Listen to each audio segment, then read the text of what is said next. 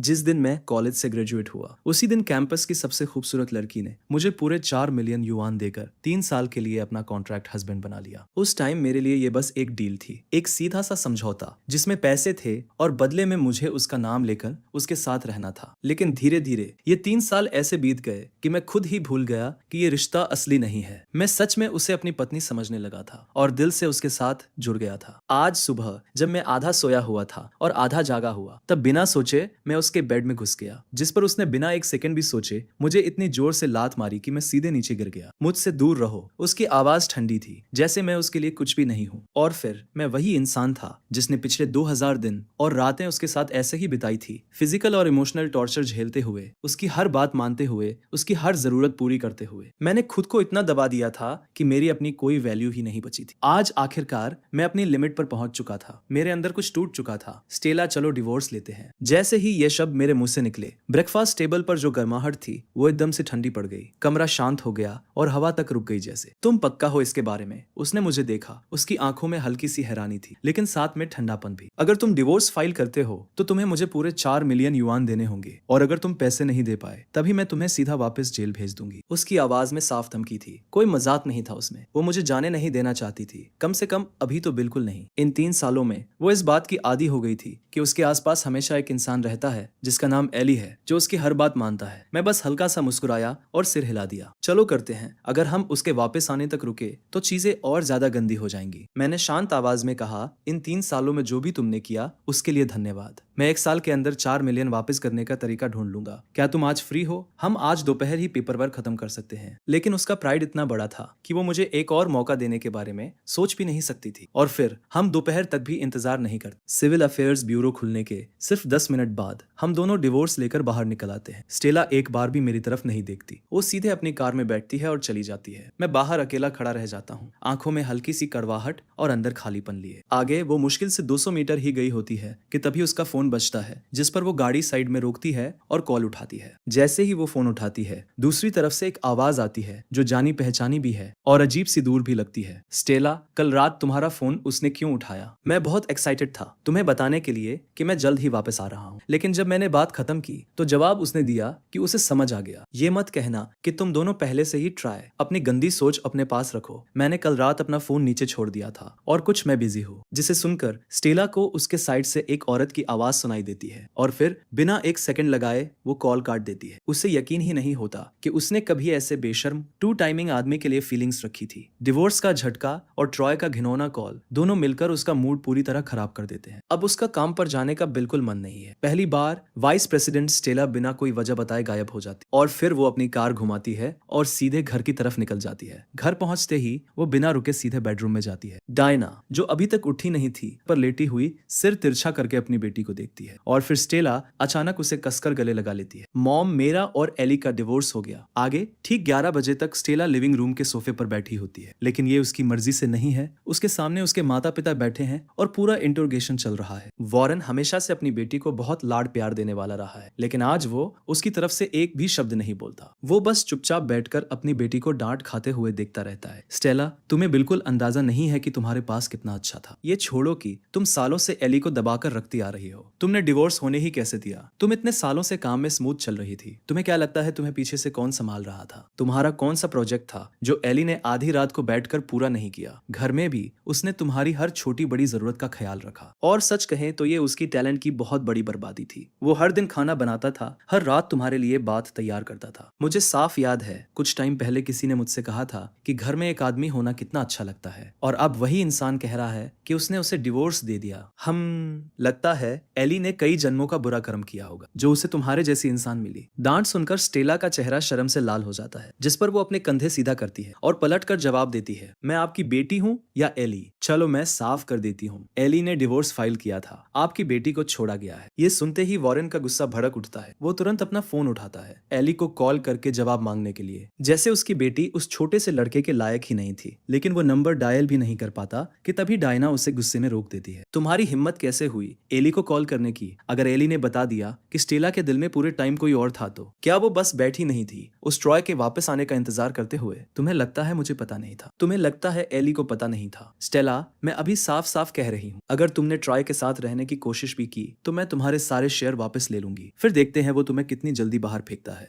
वो शेयर पापा के हैं, जाकर उनसे पूछ लो कि क्या वो तुम्हें देने की हिम्मत रखते हैं। जिस पर डायना वॉरेन को एक तीखी नजर से देखती है। वॉरेन तुरंत समझ जाता है और इस बार वो अपनी पत्नी का साथ देता है। वो स्टेला की तरफ मुड़कर हल्के गुस्से में कहता है, तुम्हारी माँ और मैं एक ही बात पर है, हम तुम्हें और ट्रॉय को कभी अप्रूव नहीं करेंगे। स्टेला अपने माता पिता की तरफ देखती है, उसकी आंखों में गुस्सा जल रहा होता है और फिर वो दांत भींचकर बोलती है, ये बात नहीं है कि एली आपकी बेटी को नहीं चाहता, सच ये है कि एली अब मुझे नहीं चाहता। कल रात ट्रॉय का कॉल आया था, उसने कहा वो वापस आ रहा है और मुझसे शादी करना चाहता है। फोन एली ने उठाया था और आज सुबह एली ने डिवोर्स फाइल कर दिया। तो मुझसे बात करने का क्या मतलब है? जब भी कुछ अच्छा होता है आप सब वैसे भी एली के पास ही भागते हो। लेकिन डायना को स्टेला की इस बात से जरा भी फर्क नहीं पड़ता। वो अपनी बेटी को ऐसे देखती है जैसे उसे सब समझ आ रहा हो। तुम्हें लगता है मैं तुम्हारे ये छोटे छोटे खेल नहीं समझती, मैं तुम्हारी माँ हूँ। तो ट्रॉय वापस आ रहा है ना? ठीक है, कल से मैं तुम्हारा अपार्टमेंट आधे दाम में बेच रही हूँ। अब जब तुम डिवोर्स हो चुकी हो तुम घर वापस आओगी। अगर तुम रात के 9 बजे के बाद उस दरवाजे से अंदर आई तो मैं तुम्हारी टांगे तोड़ दूंगी। इसके बाद तुम जिससे चाहो डेट कर सकती हो, लेकिन ट्रॉय को छोड़कर किसी को भी। मैं अभी यही फैसला कर रही हूँ और आज तुम कहीं नहीं जाओगी। मैं एली से मिलने जा रही हूँ और उससे जवाब लूंगी। मुझे जानना है कि उसने डिवोर्स फाइल क्यों किया। स्टेला बेहतर होगा तुम दुआ करो कि एली मुझे सच्चाई न बताए। ये कहकर डायना खड़ी हो जाती है और वॉरेन को एक सख्त नजर से देखती है। मतलब साफ था, अगर उसने स्टेला को बाहर जाने दिया तो उसका दिन खराब होना तय है। डायना मिलिट्री ट्रेनिंग वाली है, वो घुमा फिराकर बात नहीं करती और उससे स्टेला को प्यार से मनाने का कोई इरादा नहीं है। ये काम वॉरेन का है। अगर इस घर में वो आयरन फिस्ट नहीं बनेगी तो कोई भी इस लड़की को कंट्रोल नहीं कर पाएगा। और फिर डायना अपने कमरे में जाती है और वापस एक प्रॉपर्टी डीड लेकर आती है। वो आंखें सिकोड़कर स्टेला को देखती है। अगर तुम चाहती हो कि तुम्हारा अंकल आकर तुम्हें जबरदस्ती घर ले जाए तो ठीक है, वरना यहीं रुको। मैं आज ही वो अपार्टमेंट बेच रही हूँ और फिर एली को ढूंढने जा रही हूँ। उसके बाद तुम जो करना चाहो करो, मैं वैसे भी अडॉप्टेड हूँ। जाओ अपने प्यारे बेटे एली को ढूंढो। लेकिन डायना उसकी बात को पूरी तरह इग्नोर कर देती है। वो दरवाजा खोलती है और बिना पीछे देखे बाहर निकल जाती है। उधर मैं सड़क पर यूं ही भटक रहा होता हूँ बिना किसी आइडिया के कि कहाँ जाना है। तभी मेरा पुराना सा फोन अचानक बज उठता है। मैं स्क्रीन की तरफ देखता हूँ, उस पर लिखा होता है मदर इन लॉ,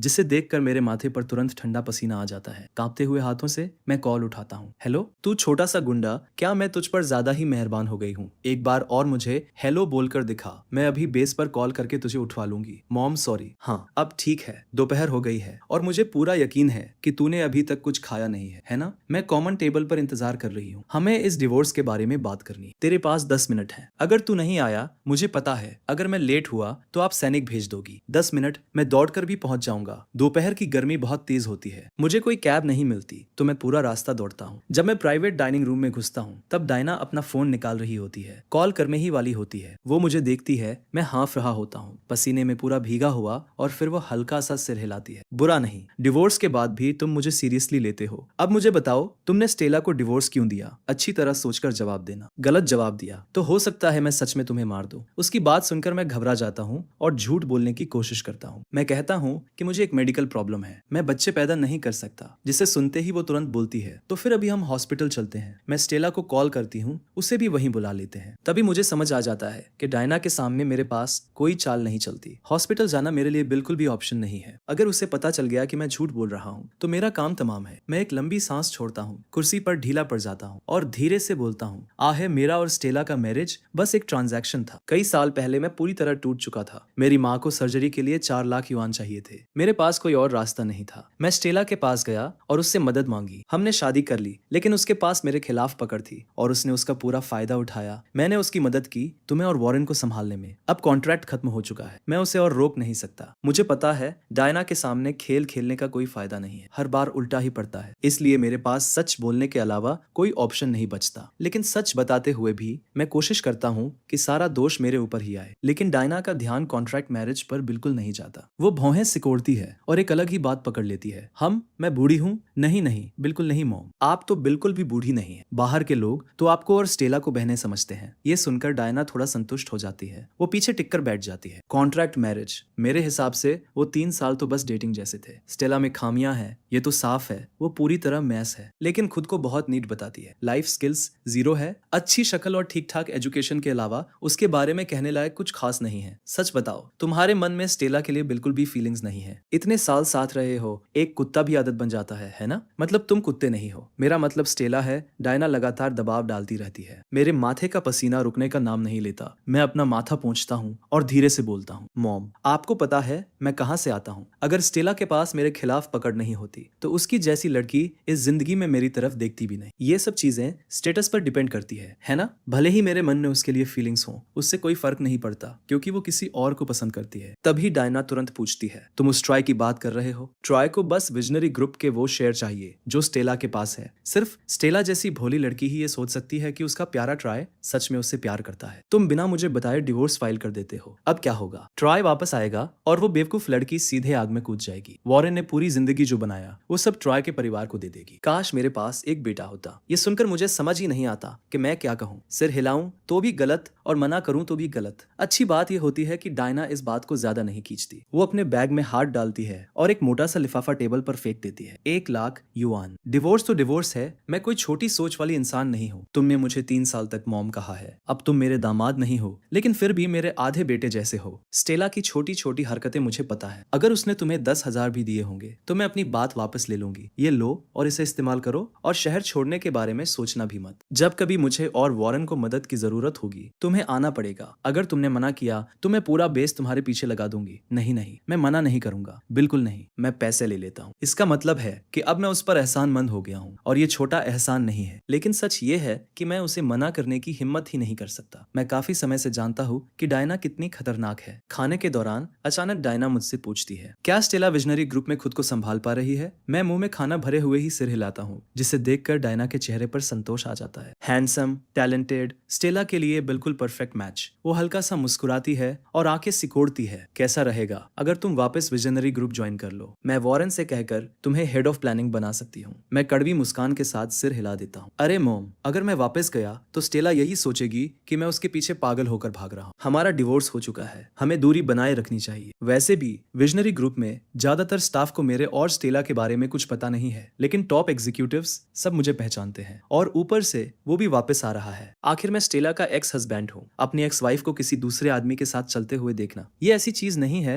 जिसे मैं आराम से सह सकूं। तो प्लीज मॉम, मुझे इस सब से बचा लो। ये सुनकर डायना के चेहरे का एक्सप्रेशन थोड़ा गिर जाता है। वो हल्की सी सांस छोड़ती है। तुम जानते हो, तुम्हारा जो ये शांत वाला प्राइड है, तुमने उसे पूरा का पूरा हम पर खर्च कर दिया और उस बेवकूफ लड़की पर एक बूंद भी नहीं। उसे अभी भी लगता है कि तुम जो कुछ भी कर सकते हो वो सब उसी ने तुम्हें सिखाया है। खैर, अब जब तुमने फैसला कर लिया है तो मैं तुम्हें फोर्स नहीं करूंगी, लेकिन सिर्फ इसलिए कि तुम्हारा और स्टेला का रिश्ता खत्म हो गया। इसका मतलब ये नहीं कि तुम तुरंत किसी और के साथ जुड़ जाओ। अगर तुम्हें कोई पसंद आए तो मुझे बताना। अगर तुम्हारी चार्म काम नहीं आई तो हम पैसे फेंकेंगे जब तक वो हाँ नहीं कह दे। मैं अभी किसी चीज की तलाश में नहीं हूँ। पहले मैं अपनी हालत संभालूं, फिर शहर में एक घर खरीदूं, उसके बाद शायद डेटिंग के बारे में सोचूंगा। मॉम, आपको महजोंग के लिए लेट हो जाएगा। ये आंटी रोजी का चौथा कॉल है। तभी टाइम पर डायना का फोन फिर से बजता है। डायना कॉल उठाते ही बोल पड़ती है, तुम बस कॉल पे कॉल करती रहती हो। क्या एक औरत अपने दामाद के साथ आराम से खाना भी नहीं खा सकती? रुको, मैं आ रही हूँ और आज तुम्हारे सारे पैसे जीत कर ले जाऊंगी। क्या एली तुम्हारे साथ है? उसे भी साथ लाना। मुझे उस लड़के को थोड़ा प्यार करना है। हाँ, वो लड़का तो कमाल का खाना बनाता है। एली, आंटी रोजी पूछ रही है कि तुम आ रहे हो या नहीं। मैं नहीं आ पाऊंगा आंटी रोजी, मुझे आज दोपहर कुछ काम है। मुझे स्टेला के लिए ग्रोसरी खरीदनी है। जैसे ही ये शब्द मेरे मुंह से निकलते हैं मैं वहीं जम जाता हूँ। तो ये सच में आदत बन चुकी है। उधर फोन पर आंटी रोजी गुस्से में बोलती है, ओह डायना, तुम अभी के अभी यहाँ आओ। और फिर बस एकदम से तूफान जैसी डायना वहां से चली जाती है। वो अपनी सिंपल सी ऑडी A6 में बैठकर निकल जाती है। मैं फिर से सड़क पर खड़ा होता हूँ, चेहरे पर कड़वाहट लिए, और फिर मैं अपनी मुट्ठी कस लेता हूँ। अब एक नई जिंदगी शुरू होगी। चलो पहले सिगरेट खरीदते हैं। मैं खुद को पॉजिटिव रखने की कोशिश कर रहा हूँ। सिगरेट का पैक लेने के बाद मैं एक रियल एस्टेट एजेंसी की तरफ जाता हूँ, रहने के लिए जगह देखने। आखिरकार मैं एक टॉप फ्लोर डुप्लेक्स चुनता हूँ। थोड़ा महंगा है जितना होना चाहिए उससे ज्यादा, लेकिन सही लगता है। 4 मिलियन युआन का कर्ज ऐसे छोटे छोटे खर्च बचाकर नहीं चुकाया जा सकता। अगर मुझे ये कर्ज खत्म करना है तो सिर्फ बचत से काम नहीं चलेगा। उधर स्टेला लगभग टूटने की कगार पर है। उसका अपार्टमेंट बेच दिया गया है और डायना उसे ये खबर ऐसे देती है जैसे कुछ हुआ ही नहीं। वो अपार्टमेंट उसने महजोंग के गेम में आंटी रोजी से हार दिया। अगर स्टेला को कोई प्रॉब्लम है तो वो जाकर आंटी रोजी से बात कर सकती है। स्टेला ने हमेशा आंटी रोजी से दूरी बनाकर रखी है। ये औरत बचपन से उसे मजबूर करती रही है कि वो उसे सिस बुलाए, और ये बेशर्म औरत तो उससे ये तक पूछती रहती है कि मैं बेड में कैसा हूँ। स्टेला, जो इस मामले में बिल्कुल अनएक्सपीरियंस्ड है, कभी समझ ही नहीं पाती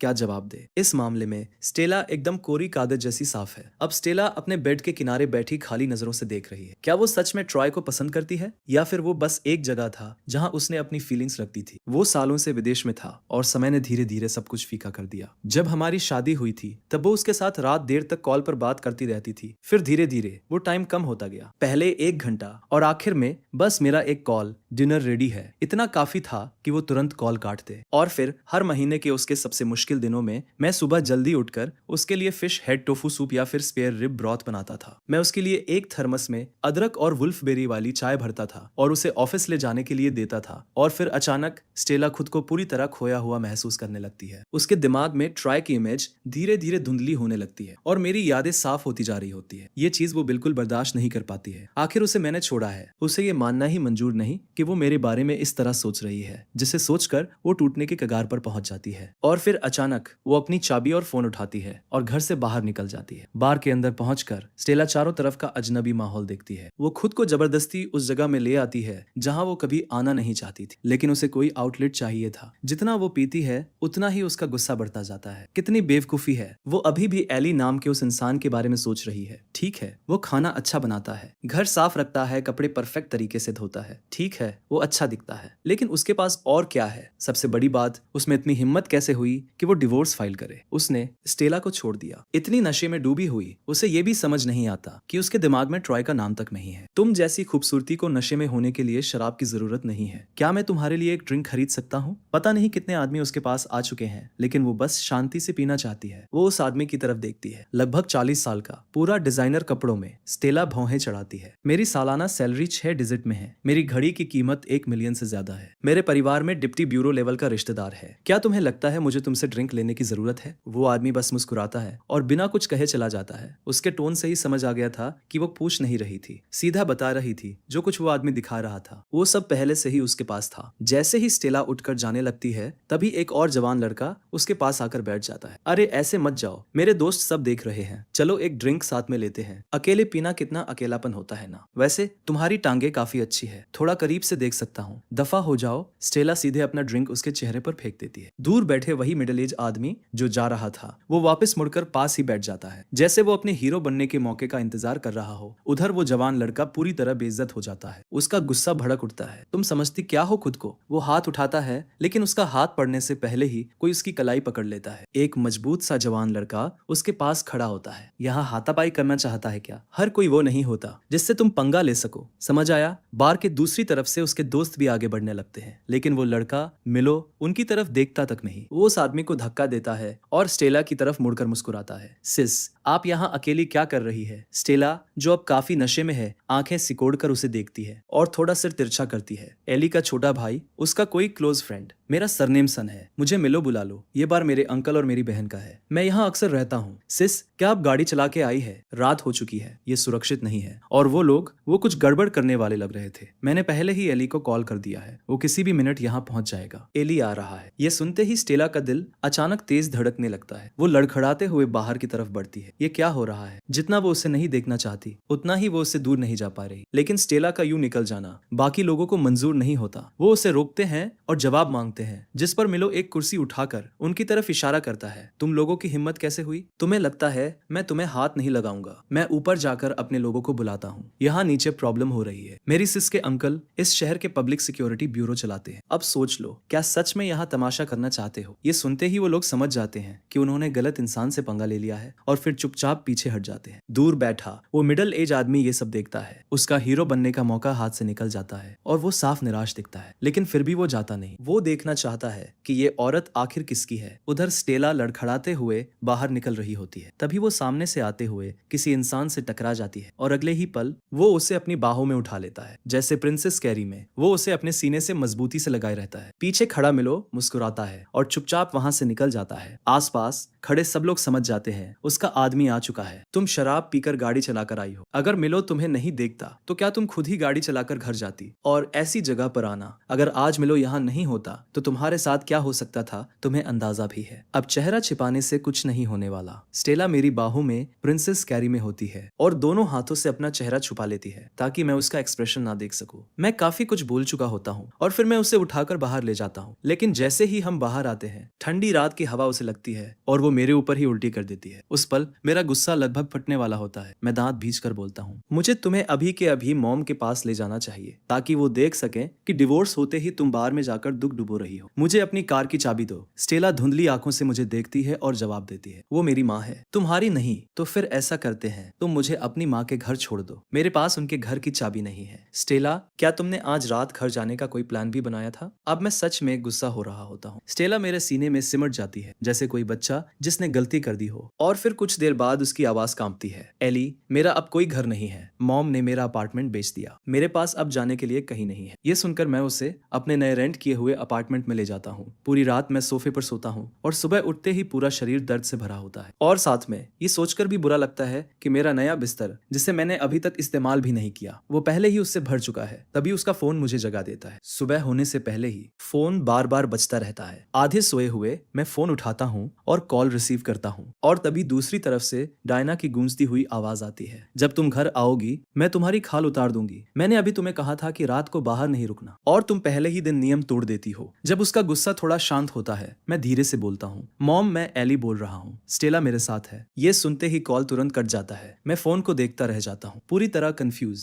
तभी एक मैसेज आता है, मैं और वॉरेन ट्रिप पर जा रहे हैं, स्टेला को तुम्हारे साथ रहने दो, मुझे तुम पर भरोसा है। इस बारे में कॉल करने की हिम्मत मत करना, वरना तुम्हें मेरे मिलिट्री कॉम्बैट ड्रिल्स का स्वाद मिलेगा। मैं फोन को घूरता रह जाता हूँ, पूरी तरह हैरान। क्या डायना को जरा भी टेंशन नहीं है? खैर, स्टेला मेरे साथ है, शायद ठीक ही होगी। आखिर हम 3 साल साथ रह चुके हैं। मैं अभी यही सब सोच ही रहा होता हूँ, तभी स्टेला चुपचाप मेरे पीछे आकर खड़ी हो जाती है। मेरे फोन में झांक रहे हो? शादी के दौरान तो तुमने कभी चेक नहीं किया। मैं ट्रॉय से कॉल पर बात करती थी, तब भी तुमने कुछ नहीं कहा, और अब जब हम डिवोर्स हो चुके हैं तो तुम्हें अचानक दिलचस्पी हो रही है। चाहो तो मैं खुद दिखा दूं। मैं उसकी तरफ मुड़कर देखता हूँ। चेहरा धुला नहीं है, बाल बिखरे हुए हैं। मैं आंखें बंद करता हूँ और गहरी सांस लेता हूँ। स्टेला, अगर तुमने दोबारा ऐसा स्टंट किया तो मैं मॉम को बता दूंगा। मैं सच में कह रहा हूँ, मुझे भूख लगी है। वो जानबूझकर बात को घुमा देती है। फिर वो अपना फोन उठाती है, मेरे सामने ही ब्लॉक लिस्ट खोलती है और वहां ट्रॉय का नंबर ब्लॉक दिखता है। फिर वो फोन सोफे पर फेंक देती है और उछलती हुई बाथरूम में चली जाती है। उसे जाते हुए देखकर मुझे एक अजीब सा फील होता है। डिवोर्स को अभी 1 दिन भी नहीं हुआ और हम फिर से साथ रह रहे हैं। बाथरूम से उसकी हल्की हल्की गुनगुनाने की आवाज आती है और फिर मैं उठकर किचन की तरफ चला जाता हूँ। ब्रेकफास्ट बनाते हुए मैं उसे डायना का मैसेज बता देता हूँ। मॉम और वॉरेन ट्रिप पर चले गए हैं और घर की चाबी भी साथ ले गए हैं। मॉम कह रही है कि तुम यहाँ रह सकती हो, मुझे कोई दिक्कत नहीं है, वैसे भी हम पहले साथ रह चुके हैं। एली, जल्दी करो, मुझे आज काम पर जाना है। उसकी इतनी बेशर्मी भरी बात सुनकर मेरा मन करता है कि मैं पेन उठाकर बाथरूम में जाऊं और उससे लड़ लूं। ये आखिर चल क्या रहा है? शादी खत्म, कॉन्ट्रैक्ट खत्म, मैं 4 मिलियन युआन के कर्ज में डूबा हुआ, और फिर भी हम दोबारा साथ रह रहे हैं। मेरे अंदर की हर चीज कह रही होती है कि मुझे इसका विरोध करना चाहिए। मैं गहरी सांस लेता हूँ। जल्दी तैयार हो जाओ, मुझे भी निकलना है, आज मेरा जॉब इंटरव्यू है।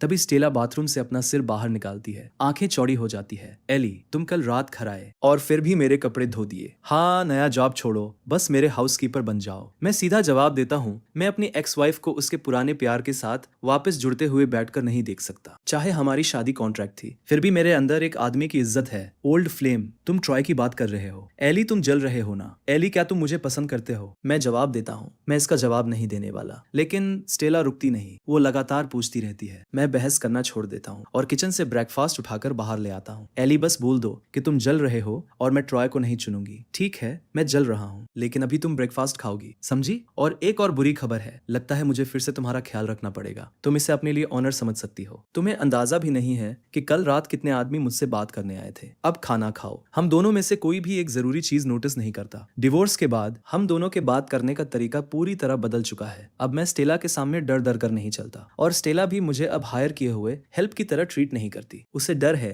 कि मैं बार वाली बात छेड़ दूंगा। और दूसरी तरफ जैसे ही मैं मानता हूँ कि मैं जल रहा हूँ, उसका मूड पूरी तरह ठीक हो जाता है। अब उसे यहाँ रहने में कोई दिक्कत नहीं है। उधर अंदर ही अंदर मैं चिल्ला रहा होता हूँ, ये किसी भी ट्रेजेडी से ज्यादा खराब है जो मैंने कभी सुनी हो, लेकिन 4 मिलियन युआन का कर्ज अभी भी चुकाना है। ब्रेकफास्ट के दौरान मुझे ग्लोरी ग्रुप से रिप्लाई आता है, वो आज मिलने के लिए तैयार है, जिस पर मैं तुरंत वहां जाने के लिए निकल पड़ता हूँ, थोड़ा नर्वस होते हुए भी। जैसे ही मैं आगे बढ़कर इस नए चैलेंज का का सामना करने वाला होता हूँ, तभी एक चमकदार लाल रैप्टर मेरे पास से इतनी तेजी से गुजरता है कि बस इंचों से मुझे मिस करता है। मेरी सारी कॉन्फिडेंस एक सेकंड में गायब हो जाती है। जब तक मैं खुद को संभालता हूँ, वो दूर जाकर रुक चुका होता है। उसमें से एक औरत उतरती है, ब्लैक बॉडीकॉन ड्रेस में, 7 से 8 सेंटीमीटर की हील्स पहने हुए। उसकी फिगर कमाल की है, स्टाइल बोल्ड है, लेकिन मेरी नजर में वो बस वही औरत है जिसने अभी अभी मुझे लगभग मार ही दिया था। मैं उसके पास जाकर कुछ बोलूं, उससे पहले ही वो जल्दी से ग्लोरी ग्रुप के अंदर चली जाती है और गायब हो जाती है। मैं अपनी ठोड़ी पर हाथ फेरते हुए बड़बड़ाता हूँ, ये औरत प्रॉब्लम है। मुझे साफ महसूस हो रहा है। अंदर ग्लोरी ग्रुप के एचआर इंटरव्यू रूम में मैं जाकर बैठ जाता हूँ। मेरे सामने 3 इंटरव्यूअर बैठे होते हैं, 2 आदमी और एक औरत। पूरा सेटअप ऐसा लग रहा होता है जैसे पुलिस स्टेशन में पूछताछ हो रही हो। बीच में बैठी औरत सबसे पहले बोलती है, चलो पहले अपना इंट्रोडक्शन दो। मेरा नाम मैनेजर झाओ है, मैं एचआर हेड हूँ और मैं ही तुम्हारा इंटरव्यू लूंगी। ये दोनों मेरे साथ बैठे लोग तुम्हारे जवाब और एक्सपीरियंस को देखेंगे और तय करेंगे कि हम आगे साथ काम करेंगे या नहीं। ग्लोरी ग्रुप में हर कर्मचारी कंपनी के साथ पार्टनर की तरह काम करता है। यहाँ कोई ट्रेडिशनल बॉस एम्प्लॉय वाला सिस्टम नहीं है और हम बाकी कंपनियों से थोड़ा ज्यादा ह्यूमन तरीके से काम करते हैं। पहले मैं तुम्हें हमारी कंपनी की पॉलिसी समझा देती हूँ, फिर तुम खुद डिसाइड कर लेना कि आगे बढ़ना है या नहीं। मैनेजर झाओ का एक्सप्रेशन काफी शांत और फ्रेंडली होता है। उसकी आवाज में जरा भी अहंकार नहीं होता, जिसे सुनकर मैं थोड़ा रिलैक्स महसूस करता हूँ। सब सुनने के बाद मैं उसे बता देता हूँ कि मैं आगे बढ़ना चाहता हूँ। मैनेजर झाओ मुस्कुराती है। विजनरी ग्रुप के मुकाबले ग्लोरी अपने लोगों के साथ थोड़ा बेहतर व्यवहार करता है। यहाँ काम करना मतलब अपनी जिंदगी बेच देना नहीं। अब मेरे कुछ सवाल है तुमसे। जैसे तुम ये तय कर रहे हो कि हम तुम्हारे लिए सही है या नहीं, वैसे ही हमें भी देखना होगा कि तुम हमारे लिए सही हो या नहीं। तो पहले अपने बारे में बताओ। मैं हल्की मुस्कान के साथ शांत आवाज में बोलता हूँ, मेरा नाम एली है, मेरी उम्र 25 साल है और मैं डिवोर्स्ड हूँ। मेरे पास विजनरी ग्रुप के प्लानिंग डिपार्टमेंट में 3 साल का एक्सपीरियंस है। मैंने कई छोटे प्रोजेक्ट्स लीड किए हैं और कुछ ऐसे प्लानिंग काम में भी हिस्सा लिया है जो सीधे ग्लोरी ग्रुप से जुड़े थे। मेरी सबसे ऊंची पढ़ाई हाई स्कूल है। कॉलेज के पहले साल में ही फैमिली इमरजेंसी की वजह से मुझे छोड़ना पड़ा। तभी वो अगला सवाल पूछते हैं, डिवोर्स क्यों हुआ? हम दोनों का बैकग्राउंड बिल्कुल अलग था। मैं उसे रोकना नहीं चाहता था। अगर अभी तुम्हें वॉरियर वर्ल्ड के खिलाफ स्ट्रेटेजी बनानी हो तो तुम कहां से शुरू करोगे? मैं तुरंत जवाब देता हूं, मुझे नहीं लगता कि वॉरियर वर्ल्ड को टारगेट करना जरूरी है। वो एक बजट ब्रांड है जिसका कस्टमर बेस मिडिल एज और बुजुर्ग लोग हैं। वो बस विजनरी के रिटेल सेक्शन को बचाने का एक तरीका है। बस मजबूरी में लिया गया कदम। ग्लोरी की असली ताकत उसके ज्वेलरी स्टोर्स और लग्जरी बुटीक में है। वॉरियर वर्ल्ड जैसा मॉडल फॉलो करना बेकार होगा और रिजल्ट भी अच्छा नहीं आएगा। आखिरी सवाल, तुमने विजनरी ग्रुप क्यों छोड़ा? मैं सीधा जवाब देता हूँ, घर से बहुत दूर था। क्या यह वजह काफी है? समझ गए, हम तुम्हें कल शाम तक जवाब दे देंगे। हम आपके साथ काम करने के लिए उत्साहित हैं मिस्टर एली। मैं कमरे से बाहर निकलता हूँ, अभी भी थोड़ा सा सुन सा महसूस करते हुए। मेरा एक पैर दरवाजे के बाहर होता है और तभी मैं अचानक मुड़कर पूछता हूँ, नीचे जो रेड रैप्टर खड़ी है, क्या वो आपकी कंपनी की गाड़ी है? जैसे ही मैं ये सवाल पूछता हूँ, पूरा माहौल एकदम शांत हो जाता है। तीनों इंटरव्यूअर अजीब सा एक्सप्रेशन देने लगते हैं। मैनेजर झाओ अपनी सीट से उठती है। आपको चोट तो नहीं लगी मिस्टर एली? वो कंपनी की गाड़ी है, लेकिन ठीक है, जिसने भी वो गाड़ी चलाई है मैं उसे ढूंढकर 2 थप्पड़ जरूर मारूंगा। पर्सनल मत लेना। वो 8 सेंटीमीटर की हील्स पहनकर गाड़ी चला रही थी और उसने मुझे लगभग मार ही दिया था। इतना बोलकर मैं वहां से निकल जाता हूँ। पीछे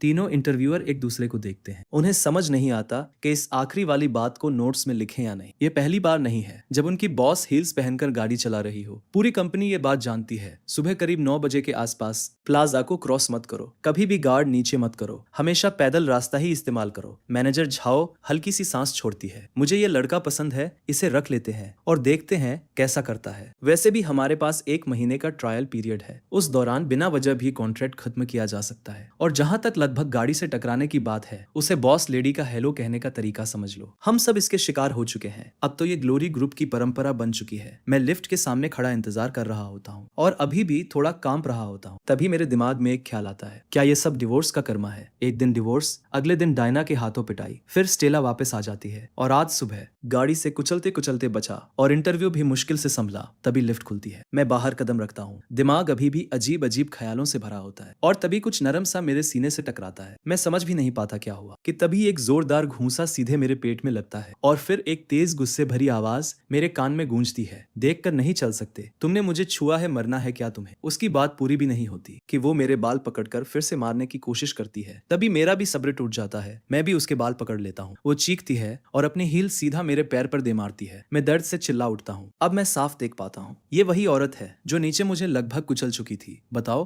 तुम किस डिपार्टमेंट में काम करते हो? मैं तुम्हें अभी के अभी निकाल देती हूँ, मुझे छोड़ो। जैसे जैसे वो बोलती है उसकी पकड़ और मजबूत होती जाती है। मैं खुद को जेंटलमैन नहीं कहता, मैं यहाँ काम ही नहीं करता। नीचे तुमने मुझे लगभग मार ही दिया था और तब से मैं तुम्हें ढूंढ रहा था। हमारे आसपास लोग इकट्ठा होने लगते हैं। तीनों इंटरव्यूअर दौड़ते हुए वहां आते हैं। वो दोनों आवाजें पहचान लेते हैं। मैनेजर झाओ ये सीन देखकर रुक जाती है। एली अभी छोड़ो। मिस लू आप भी छोड़िए, सब लोग देख रहे हैं। एली तुम पहले छोड़ो। मिस लू एक महिला है। मैं भौहें सिकोड़ता हूँ और उसे छोड़ देता हूँ, लेकिन वो छोड़ने के बजाय सीधे मेरे गले पर झपट पड़ती है। मैनेजर झाओ बीच में कूदती है, उसे समझाती है, मनाती है और आखिरकार मिस लू उसे छोड़ देती है। हम दोनों अस्त व्यस्त हालत में खड़े होते हैं और एक दूसरे को घूरते रहते हैं। तभी वो सेलिन नीचे झुकती है अपना जूता उतारकर मुझ पर फेंकने के लिए। मैनेजर झाओ उसे पकड़ लेती है, फिर वो मुझे इशारा करती है कि मैं पहले निकल जाऊं। वो बाद में कॉल करके माफी मांग लेगी। मैं ठंडी हंसी छोड़ता हूँ और लिफ्ट में चला जाता हूँ। उफ क्या मुसीबत है। उधर सेलिन अपने बाल ठीक करती है और बड़बड़ाती है, मैनेजर झाओ तुम उसे जानती हो। मैनेजर झाओ उसकी स्कर्ट ठीक करती है और धीरे से कहती है, मिस लू वो आज इंटरव्यू के लिए आया था और नीचे आपने ही उसे लगभग गाड़ी से टक्कर मार दी थी। मुझे पता है हैंडसम आदमी मुझे खराब मूड में डाल देते हैं। इतना सब होने के बाद भी मैं उन्हें छू नहीं सकती, तो फिर रखने का क्या फायदा। वो इंटरव्यू देने आया है, उसे बोलो कल से ज्वाइन करे। मेरे बाल पकड़ना, मेरी पर्सनल स्पेस में आना, बस इंतजार करो, मैं तुम्हारी जिंदगी मजेदार बना दूंगी। इतना कहकर सेलिन मुड़ती है और चली जाती है। सब लोग उसे चुपचाप जाते हुए देखते हैं, अंदर से गुस्से में, लेकिन कुछ बोल नहीं पाते। कमाल की कंपनी, कमाल के लोग, बस ये खतरनाक सीईओ छोड़कर। मैं मुश्किल से बाहर निकलता हूँ कि तभी एक मैसेज आता है, मुझे जॉब मिल गई है, मुझे आने वाले सोमवार को ज्वाइन करना है, सारे पेपर्स फ्रंट डेस्क से मिल जाएंगे। लेकिन अंदर से मुझे लग रहा होता है जैसे मैं खुद ही भेड़िए के मान में जा रहा हूँ। फिर भी मैं मना नहीं कर सकता। ग्लोरी ग्रुप ज्वाइन करना मेरे पूरे प्लान का पहला स्टेप है और सबसे ज्यादा जरूरी भी। यही वो जगह है जहाँ मुझे खुद को साबित करने का असली मौका मिलेगा। स्टेला के साथ बिताए 3 सालों ने औरतों के बारे में मेरे सारे रोमांटिक इल्यूजन तोड़ दिए। आखिर ऐसा कैसे हो सकता है कि एक लड़की अकेले रहते हुए अपने कमरे को इतनी बुरी हालत में रखे। स्टेला के बारे में सोचते हुए मैं डायना को कॉल करता हूँ, पूछने के लिए कि वो दोनों कब वापस आ रहे हैं। वो कॉल उठाती है। ओ एली तुम्हारी मॉम अभी महजोंग खेल रही है, हम बीच पर है। पीछे से महजोंग की टाइल्स की आवाज साफ सुनाई देती है। मेरा ब्लड प्रेशर वही बढ़ जाता है। क्या कमाल का बहाना है। सीधा मतलब है कि वो लोग नहीं चाहते कि स्टेला घर वापस आए और उनके इस छोटे से कपल ट्रिप को खराब करे। लेकिन मैं सच में उसे वापस भेज भी नहीं सकता। मुझे वॉरेन और डायना की इज्जत भी रखनी है और स्टेला की भी। आखिर डिवोर्स मैंने ही फाइल किया था। स्टेला के बारे में सोचते ही मुझे अपनी जिंदगी और भी ज्यादा डार्क लगने लगती है। कौन सोच सकता था कि विजनरी ग्रुप के वाइस प्रेसिडेंट,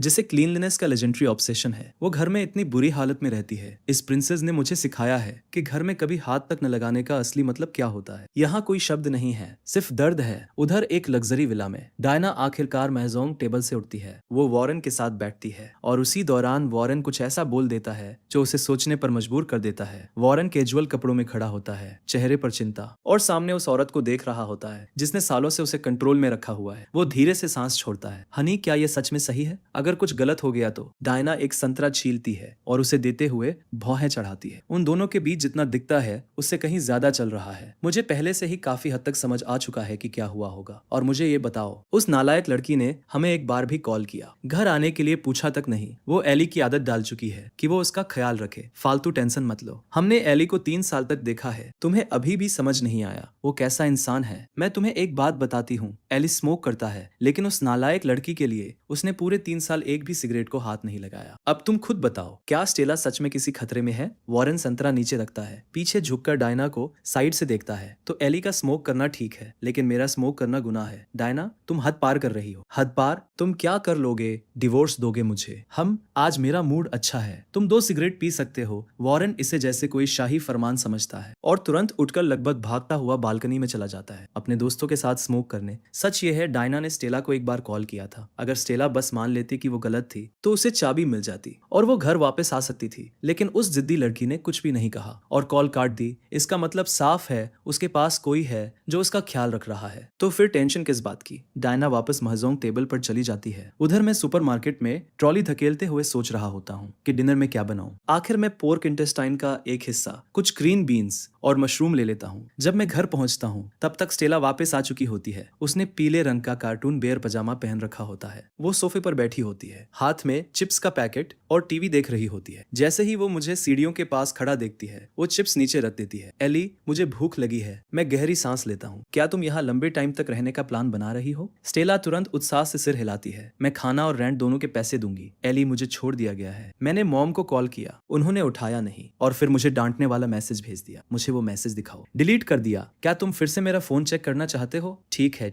लो पकड़ो, मैं बाथरूम जा रही हूँ। स्टेला अंदर ही अंदर खुश होती है। ट्रॉय सच में ब्लॉक हो चुका है। कोई खास वजह नहीं, बस वो नहीं चाहती कि वो उसकी लाइफ में और जगह ले। उसे विदेशी लड़कियां पसंद है। ठीक है, अब वो भी उससे खत्म। उधर मैं सब्जियां धो रहा होता हूँ और तभी स्टेला चुपचाप किचन में आ जाती है। वो अपने हाथ पीछे बांधती है और सिंक में पड़े सामान को ध्यान से देखती है। ये सब मेरी फेवरेट चीजें हैं। क्या तुम्हें बिल्कुल भी टेंशन नहीं थी कि मैं वापस नहीं आऊंगी? मैं बिना मुड़े ही सब्जियां धोता रहता हूँ। तुमने खुद कहा था कि तुम्हें किचन की स्मेल पसंद नहीं है, तो फिर यहाँ चुपके से क्यों आ गई? मैं इतना चूजी नहीं हूँ। तुम आती या नहीं आती, मैं ठीक से खा लेता। एली, तुम बदल गए हो। मर्द सच में बड़े फिकल होते हैं, है ना? बस कुछ दिन डिवोर्स हुए और तुम इतने ठंडे हो गए। ये मत भूलो, मैं अभी भी तुम्हारी क्रेडिटर हूँ। पैसे वापस करो, पैसे वापस करो। अगर तुम इतने ही नॉन पिकी हो तो तुमने केकड़ा क्यों नहीं खरीदा? स्टेला हमेशा केकड़ा पहले से पका हुआ ही खरीदती थी। हमारे साथ रहने के इतने सालों में हमारा सिर्फ एक बार असली झगड़ा हुआ था, और वो भी तब जब वो जिंदा केकड़े घर लेकर आई और मुझसे बोली कि इन्हें पकाओ। मैं ये नहीं कर पाया तो मैंने उन्हें फिश टैंक में डाल दिया। अगले दिन जब मैं घर लौटा तो मैंने देखा कि स्टेला ने सारे केकड़ों को जिंदा ही सीधे उबलते पानी में डाल दिया था। मैंने उस रात एक शब्द भी नहीं बोला, लेकिन मेरे चेहरे पर सब कुछ साफ दिख रहा था। मैंने खाना नहीं बनाया, बर्तन नहीं धोए,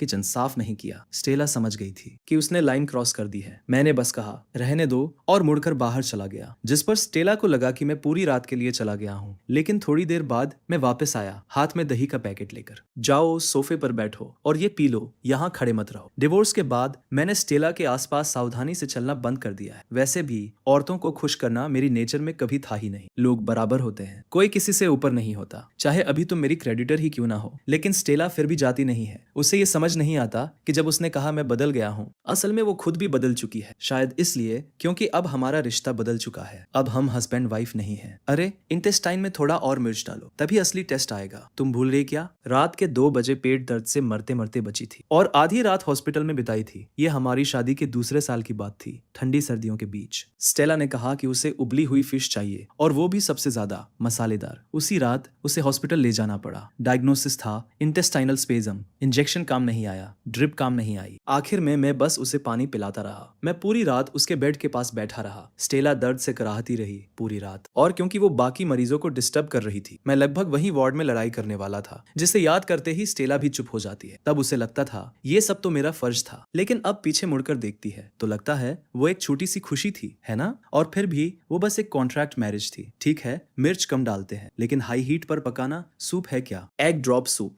अगर आपको मंजूर हो मेरे लॉर्ड, अगर आप फ्री हो तो क्या आपकी हाइनेस बर्तन और चॉपस्टिक टेबल पर रख देंगी? जरूर, हिजड़ा एली। जैसे ही स्टेला किचन से बाहर जाती है, मेरे चेहरे पर बिना जाने एक हल्की मुस्कान आ जाती है। डिनर में 3 डिश और एक सूप बनता है। अगर स्टेला यहाँ नहीं होती तो शायद मैं कुछ भी नहीं बनाता। टेबल पर हम दोनों चुपचाप खाते हैं, कोई कुछ नहीं बोलता। ऐसा लगता है जैसे हम फिर से उन 3 सालों में लौट गए हों। डिनर के बाद मैं टेबल साफ करता हूँ और इस बार स्टेला बिना बोले मेरी मदद करती है। बर्तन खत्म होने के बाद मैं सोफे पर बैठकर लैपटॉप खोल लेता हूँ। तभी स्टेला वापस आती है। कैजुअल कपड़ों में। एली, नीचे वॉक पर चलोगे? ये प्रिंसेस तुम्हें अपने साथ चलने का ऑनर दे रही है। नहीं, आ रहे हो या नहीं, मुझे काम है। स्टेला गुस्से से भर जाती है। वो एक गहरी सांस लेती है और फिर अचानक उसका चेहरा मुस्कान से भर जाता है और वो मीठी आवाज में बोलती है, एली प्लीज, मैं बस थोड़ा वॉक करना चाहती हूँ, बस करो। उफ, तुमसे नहीं होगा। मैं स्टेला के इस कॉम्बो अटैक को नहीं झेल पाता, आधा फिजिकल आधा जादू जैसा। और फिर मैं दोनों हाथ उठा के हार मान लेता हूँ। ठीक है, चलते हैं। नीचे आते ही स्टेला बिना मेकअप के भी कमाल लग रही होती है। उसकी हाइट, उसकी लंबी टांगे, जहां भी जाती है सबकी नजर उस पर टिक जाती है। और मैं भी कुछ कम नहीं हूँ। हम दोनों साथ में एकदम परफेक्ट जोड़ी लग रहे होते हैं। और कुछ ही पलों में पूरे कॉम्प्लेक्स का ध्यान हमारी तरफ आ जाता है। हम चलते चलते बास्केटबॉल कोर्ट तक पहुंच जाते हैं और तभी स्टेला अचानक बोलती है, मेरी टांगे जवाब दे चुकी है, मुझे स्टोर से पानी चाहिए। तुम्हें क्या चाहिए? मैं स्टोर की तरफ नजर डालता हूँ और सिर हिला देता हूँ। घर पहुंचकर पी लेंगे। स्टेला धीरे से बड़बड़ाती है, कितने कंजूस हो तुम। और फिर खुद ही स्टोर की तरफ भाग जाती है। अभी तो कह रही थी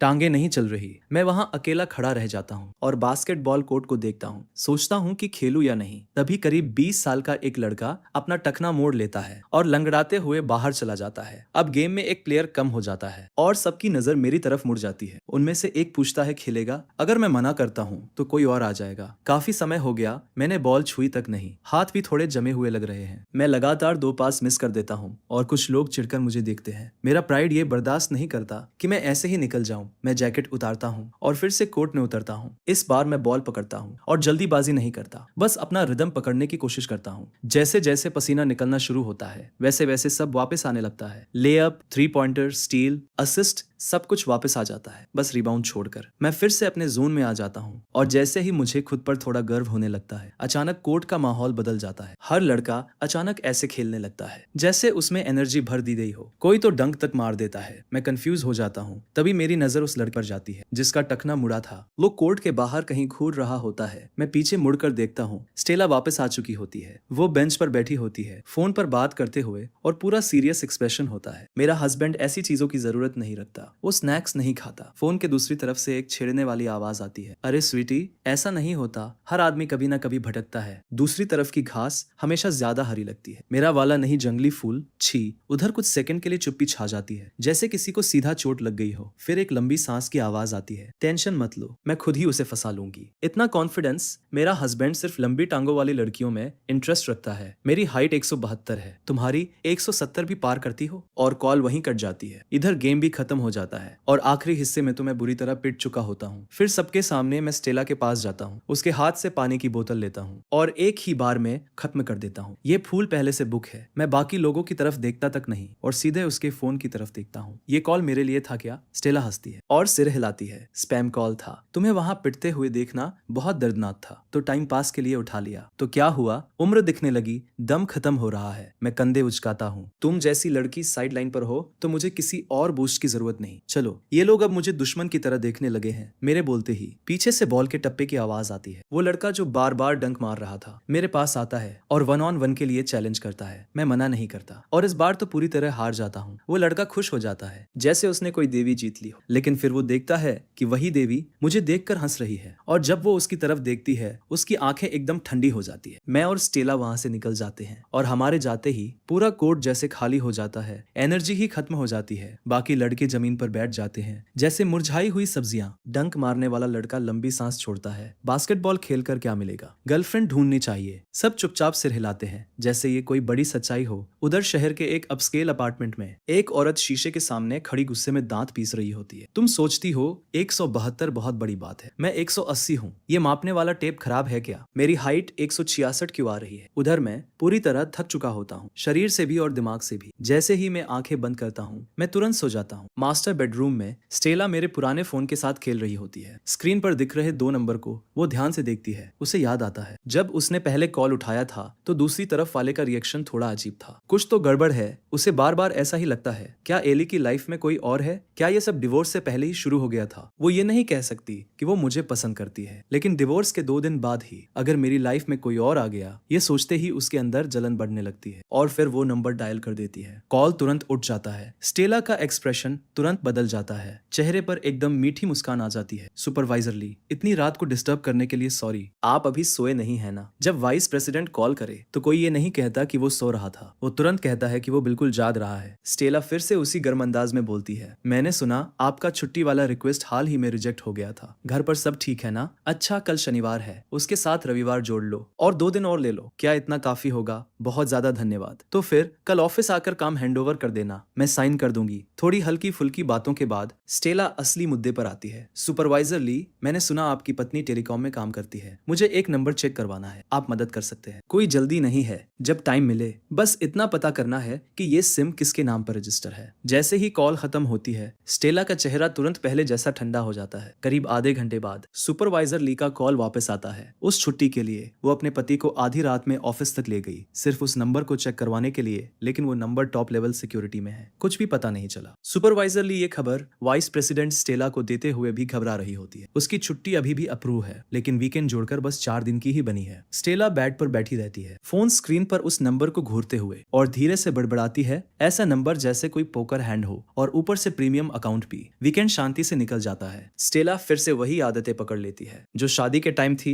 वो खुद को कमरे में बंद कर लेती है और काम में डूब जाती है। एक कमेटी ने कई कंपनियों को एक जमीन के लिए बोली लगाने को बुलाया है। एक पुराना रेजिडेंशियल एरिया, इन्वेस्टमेंट और रिस्क टीम के सभी लोगों ने कैलकुलेशन कर ली है और हर जगह नुकसान ही दिख रहा है। स्टेला को डर है कि कहीं कमेटी ये जमीन जबरदस्ती उनकी कंपनी को ना दे दे। उधर मैं भी उसे डिस्टर्ब नहीं करता। सुबह नीचे बैठकर अपनी जरूरत की चीजें देखता हूँ और दोपहर में वर्कआउट करता हूँ। हालांकि अब कोई मेरे साथ बास्केटबॉल खेलना नहीं चाहता। उस रात वाले लड़कों को लगता है मैं सिर्फ दिखावा करने आता हूँ। ये 2 दिन मेरे लिए बहुत लंबे लगते हैं। हर 1 मिनट की कीमत है 4 मिलियन युआन। एक साल में ये दबाव घुटन देता है, लेकिन साथ में एक अजीब सा एक्साइटमेंट भी देता है। सोमवार की सुबह स्टेला जल्दी जल्दी खाती है और ऑफिस निकल जाती है। जाते जाते वो पूछती है, क्या रास्ते में साथ चलना है? मैं सिर हिला देता हूँ, तुम्हारे रास्ते में नहीं है। डायना सच में जैसे भूल ही गई है कि उसकी एक खूबसूरत बेटी भी है। 2 दिन में एक भी कॉल नहीं, और स्टेला ने भी उसे कॉल नहीं किया। अब मुझे ये सब थोड़ा अजीब लगने लगता है। डायना का कॉल ना करना एक बात है, लेकिन ट्रॉय का भी कोई कॉल नहीं आया। क्या सच में स्टेला ने उसे ब्लॉक कर दिया? अब वो आखिर कर क्या रही है? उधर समंदर के उस पार एक बड़ा आदमी अपने बिस्तर पर लेटा छत को घूर रहा होता है। ऐसा चेहरा जैसे उसके पास जीने की कोई वजह ही नहीं बची। उसे समझ नहीं आता स्टेला आखिर कर क्या रही है। उसने बिना कुछ बोले उसे ब्लॉक कैसे कर दिया? वो अपने असिस्टेंट को कॉल करता है, जो बताता है कि नवविवाहित जोड़ा हनीमून पर गया है। ये सुनते ही ट्रॉय लगभग घुट जाता है। जैसे ही मैं वापस आऊंगा, सबसे पहले एली से निपटूंगा। सोचा भी नहीं था कोई इतना मामूली इंसान मुझसे पहले पहुंच जाएगा। उधर मैं फिर से ग्लोरी ग्रुप पहुंचता हूँ। इस बार सबक सीख चुका हूँ। उस प्लाजा को पार करना सच में जानलेवा है, खासकर जब वो खतरनाक औरत गाड़ी चला रही हो। स्टेला के साथ बिताए 3 सालों ने मुझे अमीर और आम लोगों के बीच का फर्क दिखा दिया है, और खूबसूरत औरतों से थोड़ा सतर्क भी बना दिया है। जो बाहर से परफेक्ट दिखती है, वो अंदर से स्टेला जैसी भी हो सकती है। स्टेला खुद कहती थी, 10 में से 9 लड़कियां जो अकेले रहती हैं वैसी ही होती हैं जैसे वो है। उसकी इस एक बात ने मेरे सारे खूबसूरत ख्वाब तोड़ दिए थे। मैं सही सलामत ग्लोरी ग्रुप के अंदर पहुंच जाता हूँ। आज ऑफिस काफी भरा हुआ है। सूट पहनकर मैं भी पूरी तरह प्रोफेशनल लग रहा हूँ। मैं फ्रंट डेस्क पर जाता हूँ, अपना आईडी देता हूँ और एम्प्लॉयमेंट कॉन्ट्रैक्ट लेता हूँ। साइन करने के बाद फ्रंट डेस्क वाली लड़की कॉन्ट्रैक्ट के ऊपर एक कैंडी रख देती है और मुस्कुराकर बोलती है, ग्लोरी ग्रुप में आपका स्वागत है। ये कैंडी हमारी तरफ से एक छोटा सा गिफ्ट है। इसका मतलब है कल की कड़वाहट को पीछे छोड़ देना। ग्लोरी में काम करना मीठा होता है। उस लड़की के गोल गोल गाल है, काफी क्यूट लग रही होती है। मैं मुस्कुराता हूँ और जवाब देने के लिए मुंह खोलता हूँ कि तभी पीछे से एक ठंडी और तेज आवाज हवा को चीरती हुई आती है।